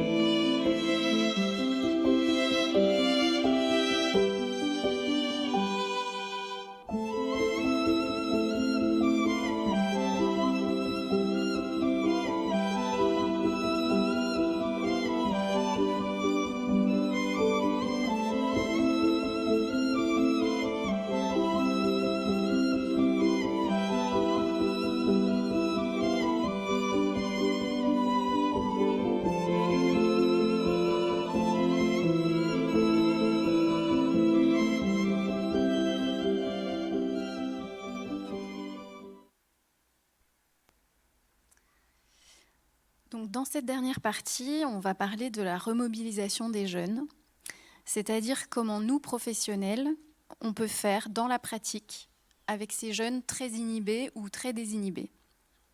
Donc, on va vous faire part de nos retours d'expérience, mais ce qui sera intéressant aussi, c'est que vous puissiez partager à la fin des choses qui ont fonctionné pour vous avec les jeunes que vous connaissez. La première chose à dire, c'est à quel point on est déstabilisé dans les suivis avec ces jeunes. On est complètement démunis face à des jeunes qui ne parlent pas, pour qui rien ne bouge depuis longtemps et qui n'ont pas d'idée. Ça nous demande à nous beaucoup d'adaptation et aussi de nous décaler par rapport à tout ce qu'on a appris jusqu'à maintenant. Donc quand je parle d'adaptation, c'est déjà dans les conditions de la rencontre. Par exemple, avec un jeune qui dit qu'il n'arrive pas à se lever le matin. Alors moi, au début, je me dis, je vais lui proposer un rendez-vous en fin de matinée, ça va l'aider à démarrer sa journée. Eh bien non, ça ne fonctionne pas. Il ne vient pas, il ne rappelle pas, voilà. Donc, je vais le rencontrer l'après-midi. Dans un premier temps, je crois qu'on ne peut pas faire autrement que respecter, faire avec leur fonctionnement, même s'il est un peu rigide. D'ailleurs, vous imaginez bien que ce ne sont pas des jeunes qui viennent spontanément nous adresser une demande, qui viennent demander un rendez-vous. Souvent, c'est d'abord un membre de l'entourage, un parent, un professionnel qui se soucie du jeune et qui prend contact avec nous. Ou alors, c'est le jeune qui demande « Est-ce que ma mère peut venir en entretien? Est-ce que mon éducateur peut venir ?» Donc oui, on le reçoit accompagné, même s'il a 25 ans, même s'il est largement majeur. Et ça va totalement à l'encontre de ce qu'on a appris. Par rapport aux jeunes qui ne sortent plus du tout de leur chambre, l'équipe a été obligée parfois d'aller à domicile, avec leur accord bien sûr, quitte à trouver porte close, il faut le dire, ou à tomber sur un parent qui nous dit « Désolé, il dort encore », même si il est 11h du matin et qu'il était prévenu du rendez-vous. Et même quand on a réussi à se rencontrer, c'est pas gagné. Il y a des jeunes avec qui on a l'impression d'avoir bien accroché et en fait, on les revoit plus. Ils répondent plus aux appels, aux SMS. Donc le temps d'accroche, il est vraiment très long. Et comme on le disait, dans un premier temps, on ne va pas poser d'objectif parce que le lien est tellement fragile qu'on ne peut pas tout de suite parler de faire un stage ou faire une formation. Ensuite, la régularité du suivi, elle est compliquée aussi à mettre en place. On est confronté à beaucoup d'absences, beaucoup de retard. Le rythme, il n'est pas du tout classique. En fait, c'est souvent le jeune qui impose son rythme. Et c'est toujours intéressant de discuter avec lui. Pourquoi ces absences, pourquoi ces retards, sans faire de reproches. Parfois, les jeunes ne connaissent pas les codes sociaux qui sont évidents pour nous. Je pense par exemple le fait qu'on a le droit de téléphoner pour décaler un rendez-vous. La semaine dernière, on a un jeune qui a fait 20 km à pied pour venir à son rendez-vous parce qu'il n'avait pas pensé à téléphoner et dire qu'il n'avait pas de moyen de transport. Oui, en marchant au bord de la nationale, ce qui nous a bien inquiétés. Ils ne savent pas forcément aussi qu'on a le droit de reprendre rendez-vous, reprendre contact, même si on a été absent et que ce n'est pas une honte. Et puis à l'inverse, on a des jeunes qui vont avoir besoin de choses très ritualisées. Si je lui donne un rendez-vous le mardi et puis la fois suivante c'est un jeudi, ça ne va pas, il est complètement perdu. Donc on va mettre toujours à la même heure, le même jour. Donc vous avez compris, prendre en charge ces jeunes, c'est pour nous en permanence faire des compromis. Et je vais laisser la parole à mes collègues aussi pour voir comment on fait pour aller vers l'insertion. Merci. Alors, c'est vrai que du point de vue psychologue du travail, on prend de plus en plus de distance par rapport à nos accompagnements. L'idée d'investiguer les centres d'intérêt pour construire un projet, ça ne fonctionne pas pour la plupart des jeunes qu'on accueille, soit parce qu'ils manifestent pas ou peu de centres d'intérêt ou des centres d'intérêt très ciblés, très restreints, soit parce qu'ils se réfugient dans des projets assez irréalistes. J'ai un jeune, son projet à la base c'était d'être dresseur de serpents.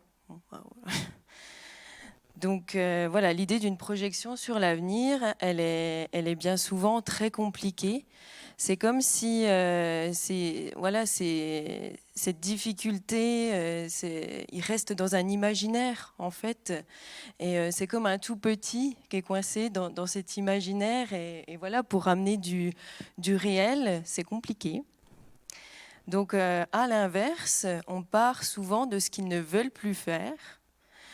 Après avoir échoué, après avoir subi des diplômes, des choix de diplômes qui ne leur convenaient pas. Et c'est vrai qu'on en parlait tout à l'heure, mais la question de la formation, d'une reprise de formation est souvent mise de côté au départ, même à chaque fois. Parce que voilà, c'est vrai qu'on est encore amené à prendre de la distance par rapport au schéma classique, projet, formation, emploi. Les jeunes rencontrés sont souvent réfractaires, voire traumatisés par rapport à leur expérience de l'école. On peut faire le lien avec l'impuissance acquise. Les collègues disaient, on peut se demander si à l'école, ils ne se sont pas retrouvés dans cette impuissance acquise. Et en fait, pour nous, il nous semble préférable d'investiguer d'abord l'expérience de terrain, c'est-à-dire les situations concrètes où l'inhibition du jeune, elle peut être prise en compte, contournée, levée. Dans quel type de tâche, en fait, il peut être efficace ou ça peut fonctionner tel qu'il est, avec cette inhibition. Et bien entendu, vous imaginez que ça nous amène à nous adresser à des structures un petit peu différentes que des entreprises classiques. On travaille plutôt avec des entreprises d'insertion, avec des entreprises adaptées, avec des associations. Voilà, l'idée c'est de les accompagner. On en a beaucoup parlé, de faire avec. Vraiment, c'est ce qu'on fait. On est dans un processus où on va faire des propositions aux jeunes. On va investiguer, plutôt que d'investiguer avec eux ce qu'ils veulent, on va déjà investiguer ce qui est possible, ce qu'ils peuvent. Donc on va plutôt réfléchir en termes de conditions de travail.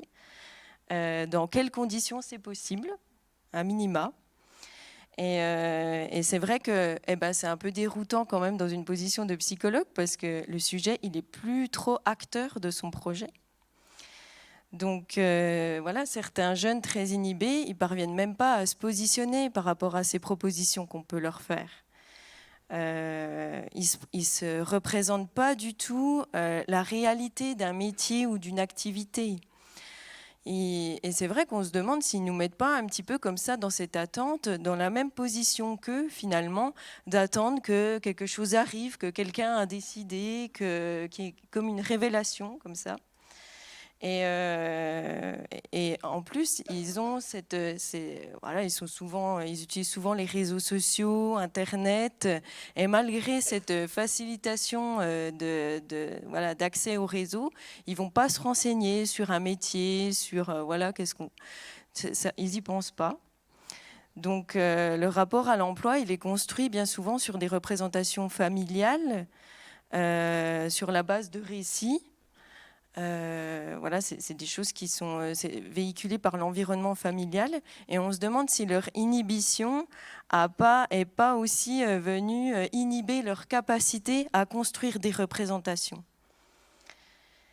Et on sait, et les travaux de Denise Jodelet l'ont montré, c'est que les représentations, telles qu'elles soient, c'est ce qui est le plus dur à déconstruire.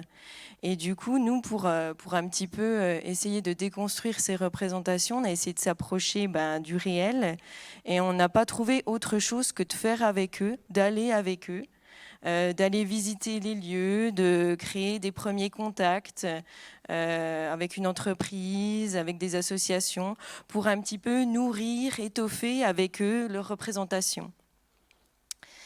Et c'est vrai que ce côté directif, voilà, qui nous arrive, hein, voilà, c'est proposé dans un second temps. Hein, on ne va pas tout de suite avec le jeune en entreprise, voilà, l'accompagner. C'est une fois qu'on a pu le rencontrer, comme tu disais, Julie, de tisser ce lien, de le rencontrer plusieurs fois, d'élaborer avec lui, voilà, tout doucement. Et ça, encore une fois, ça prend du temps. De vérifier où il en est, là où il peut se mobiliser, là où c'est pas possible, on touche pas, on n'y va pas. Et comment après on pourra enclencher, une fois qu'on a senti que ça c'était possible, comment on peut passer à l'action avec lui. Je vais te laisser Gaëlle poursuivre. Merci. Passer à l'action, c'est une belle perspective, mais qui voudrait dire que ce seraient des jeunes qui seraient autonomes. Et on l'imagine, hein, ces jeunes qu'on décrit comme très inhibés, être dans l'action, être acteur de son projet, être dans la prise d'initiative, c'est des choses avec lesquelles on va devoir prendre franchement un grand pas de recul. Parce que si on attend qu'ils soient acteurs de leur projet, en fait, on va attendre longtemps et il va rien se passer. Et c'est aussi pour ça qu'on va devoir aussi bouger certaines lignes dans nos pratiques professionnelles. Notamment, Julie nommait tout à l'heure le fait de pouvoir rencontrer ces jeunes qui ont des fois 25 ans, 30 ans, et de les rencontrer avec leurs parents ou avec leurs encadrants ou avec un éducateur. Ça va être une étape qui est bien souvent nécessaire parce que c'est des jeunes très inhibés qui vont avoir besoin de s'appuyer, de s'étayer sur leur entourage, donc personnel ou professionnel, socio-professionnel, pour pouvoir comme ça se sentir contenu, se sentir sécurisé et pour venir aussi pallier à la forme d'inhibition qu'elle a leur. Donc c'est une étape par laquelle on va devoir passer et c'est des étapes qui vont jalonner aussi le parcours. C'est pas simplement de les rencontrer une fois, c'est de faire des points, peut-être même réguliers, et voire même, ça nous est arrivé de rencontrer les jeunes même sans leurs parents, parce que ça semblait pertinent, parce que c'était leur demande, parce c'était leur souhait. Et c'est par ces étapes-là qu'on va pouvoir construire pas à pas quelque chose et qu'il y a quelque chose qui va pouvoir se remettre en mouvement.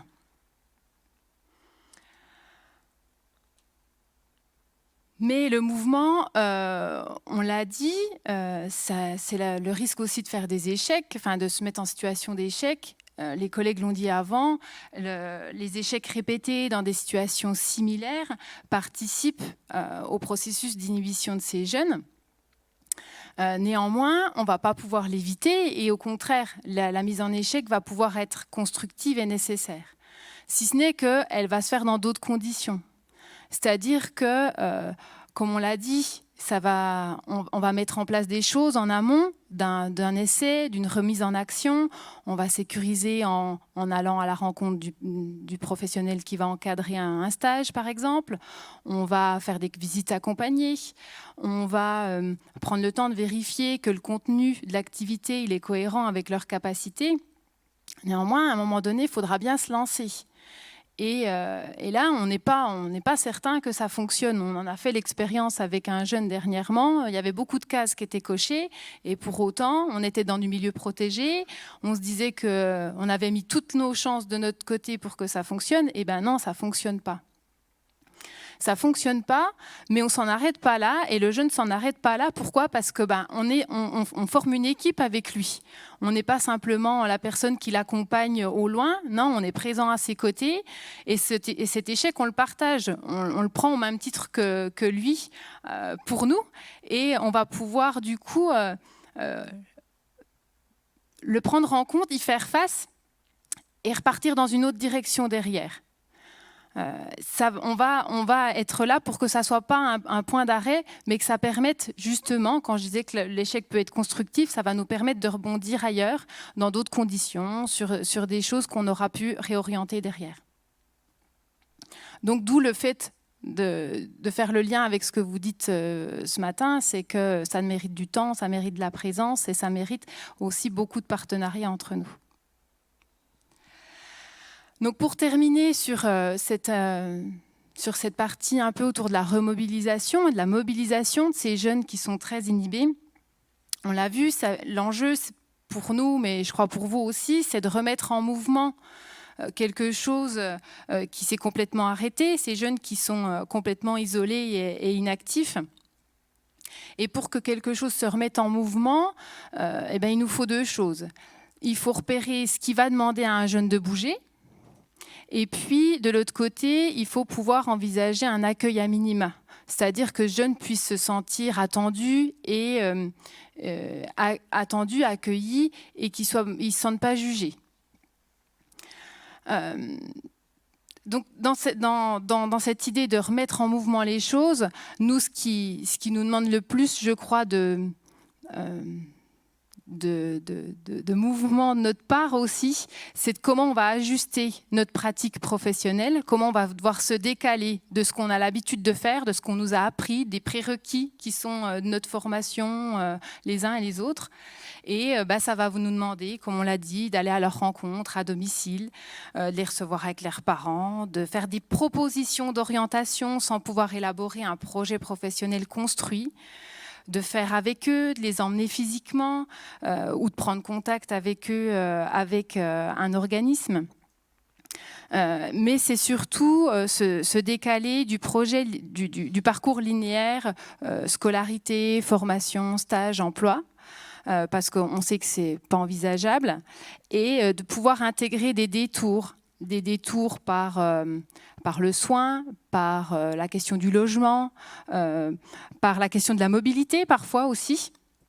En tout cas, ce qui va être la priorité du jeune, ou ce justement dans quoi il va pouvoir se mobiliser, ce qui va lui donner justement envie de bouger, et ce qui ne va pas l'effrayer, ce qui ne va pas lui faire peur. Et ces détours, ça va demander à passer aussi la main à des structures différentes, à faire du lien entre les uns et les autres, donc de pouvoir s'appuyer sur les forces communes du territoire pour pouvoir faire quelque chose qui n'est pas très organisé de notre côté en tant que professionnel quand on regarde les choses avec un petit peu de théorie, mais qui pour autant va pouvoir faire sens pour un sujet et qui va permettre de remettre quelque chose en mouvement pour lui. Première chose, je vais le dire comme ça, quand on fait une animation comme ça, on est toujours confronté à un paradoxe. C'est plus ça marche, moins on doit bosser. Moins on doit animer, ça s'est animé tout seul, donc c'est assez, voilà, c'est vraiment très très bien, très intéressant. Et puis je voudrais revenir sur sur ce qui a été dit à la fin, là, notamment sur la notion de confiance. Et puis, alors, ça lie les deux dernières interventions. D'un côté, la notion de confiance, et puis de l'autre côté, la notion d'incertitude ou de certitude. On ne va pas reconstruire de la certitude. Nous sommes dans un monde incertain. Cependant, moi j'ai trouvé ça très très intéressant que ce travail ait lieu à Besançon. À Besançon, c'est la ville de Fourier. Vous imaginez, Charles Fourier, vous vous souvenez peut-être, vous connaissez, j'en doute pas. Et Fourier, si on y réfléchit bien, c'est celui qui a voulu passer de l'utopie au projet. Ça ne se fait pas tout seul, vous l'avez évoqué, c'est-à-dire les jeunes, par exemple, ils peuvent avoir un imaginaire, rêver qu'ils deviennent dresseurs de serpents. Voilà, je crois que c'est un jeune, nous, qu'on a rencontré dans notre enquête qu'on a faite pour la Milo. Et c'était, voilà. Donc, de l'imaginaire. Comment on transforme ça en projet? C'est vraiment le travail que vous avez décrit pour essayer petit à petit de sortir de l'inhibition. Et je retiendrai une chose dans la ville de Fourier, c'est que Fourier, il nous disait « nous désirons trop peu, nous ne savons pas désirer, nous ne désirons pas assez ». Ça marche très bien pour décrire les jeunes en question, et notamment le travail qui est fait par la DNA, et je pense que c'est le travail qui est fait par vous tous, c'est que leur imaginaire prenne de l'ambition. Et une ambition, bien entendu, réaliste, pour se transformer en projet. Et on voit bien que c'est là aussi qu'il y a un des nœuds du problème, parce que c'est quand ça se transforme en projet que ça s'inscrit dans une temporalité différente. Donc du coup, moi, je retiens vraiment ça. Je trouve que c'était vraiment très intéressant. J'ai appris plein de choses. Donc c'était, voilà. Puis je suis content, j'ai vu plein de gens. Donc je suis pas trop Nitz aujourd'hui. Il y a peut-être des vieux Nitz. Faisons gaffe. Voilà. Très bonne journée et j'espère que ça vous incitera à travailler ensemble.